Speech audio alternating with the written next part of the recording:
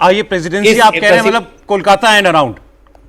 Kolkata, Howrah, south Pargana, north Pargana, Hooghly, ये सब जो होते हैं ये प्रेसिडेंसी में आते हैं, नादिया, ये सब प्रेसिडेंसी में आते हैं। लेकिन सर फिर वही सवाल आ गया कि इसमें बीजेपी कितना अच्छा कर लेगी, जहां आपने खुद बताया 14 सीटें थी मात्र।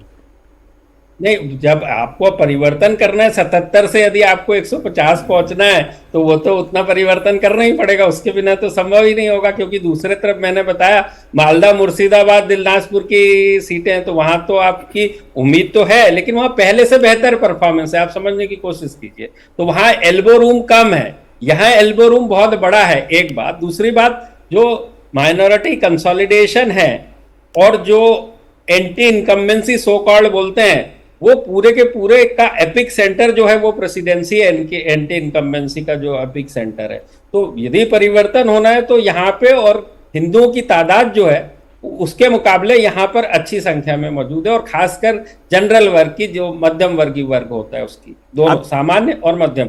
यहां भी अभी ये बात हो रही थी और बीजेपी के लीडर्स जो हैं इसको खुलकर कह भी रहे हैं कि हमें वोट जो मिलता है हमें तो 70 में से ही लेना है, जो लेना है मतलब हिंदू वोट में से ही लेना है, और उसमें हम मेजॉरिटी मार्क को पहले क्रॉस कर चुके हैं, हमें उसको 70% के आसपास पहुंचाना है, 65-70% के आसपास। ये अचीवेबल है? बिल्कुल रूल्ड आउट तो नहीं किया जा सकता, लेकिन थोड़ा मुश्किल है। और इसके बिना बीजेपी मेजॉरिटी में नहीं आ सकती? इसके बिना कैसे आएगी? उसके बिना कैसे आएगी? आप बताइए कि 70 की जो वो बात कर रहे हैं, तो 70 × 70 यानी कि 49%, उस 49 में से 10% दीगर के लिए छोड़ दीजिए, तो 45% वोट शेयर होगा। तो आप बोल सकते हैं कि हम ममता बनर्जी को क्रॉस कर सकते हैं, टीएमसी को। जी बिल्कुल ठीक। हमारे साथ मेट्राइज से मनोज कुमार सिंह जी भी आ गए। मनोज जी, बहुत स्वागत है आपका भी। सेफोलॉजिस्ट के सामने सेफोलॉजिस्ट वैसे नहीं पिच करना चाहिए, लेकिन दोनों के तर्क है और दोनों जो बात करते हैं वो डेटा पे बात करते हैं, हम जनरल सेंस पर बात करते हैं। जी, वो कह रहे हैं कि भाई रूल्ड आउट नहीं है, लेकिन बीजेपी 70% हिंदू वोट ले आएगी, ये टफ टास्क है। मुझे लगता है कि था इस पे अब हमें आगे बढ़ना चाहिए, और सेकेंड फेज के पोल का जो नेचर दिख रहा है और जिस तरीके से रिएक्शन आ रहा है, तो मुझे लग रहा है कि इससे हम कहीं आगे बढ़ चुके हैं। तो हमें यहाँ पे नहीं रुकना चाहिए। जितने डेटा पे आप जाएंगे तो मुझे लगता है कि चुनाव का प्रेडिक्शन करना उतना मुश्किल काम होता है। डेटा वो होता है जिसे उसको समझाया जाता है जिसको समझाने की नहीं कोशिश की जा सकती है।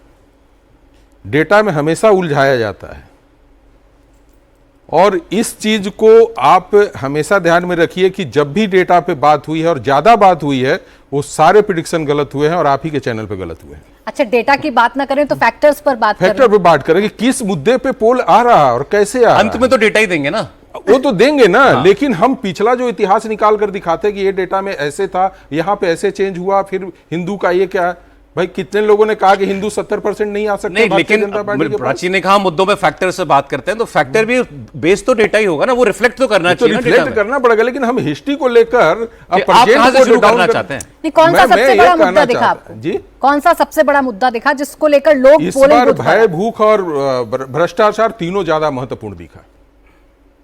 लोग डरे थे, उस डर को हटाया है इस बार लोग डेवलपमेंट देखना चाहते हैं। इस बार लोगों के मन में है कि किसी तरीके से बंगाल का कल्याण हो जाए।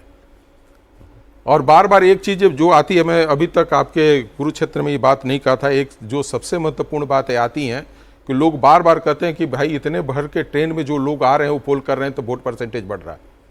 मैं फिर मैं बोलता हूं कि जितने लोग भर के आते थे उनका पिछले बार में भी पोल हुआ था, लेकिन उन्होंने पोल नहीं किया था, उस मनोज सिंह ने पोल किया था।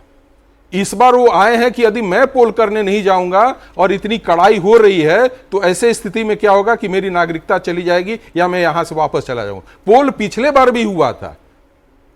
पोल बढ़ने का कारण सिर्फ ये नहीं है कि वो ट्रेनों से चले आए या लोग SIR को लेकर डर कर बूथों तक चले आए, या वो जो वोट परसेंटेज ऊपर का जो टॉप है वो कटा है उसके कारण हुआ।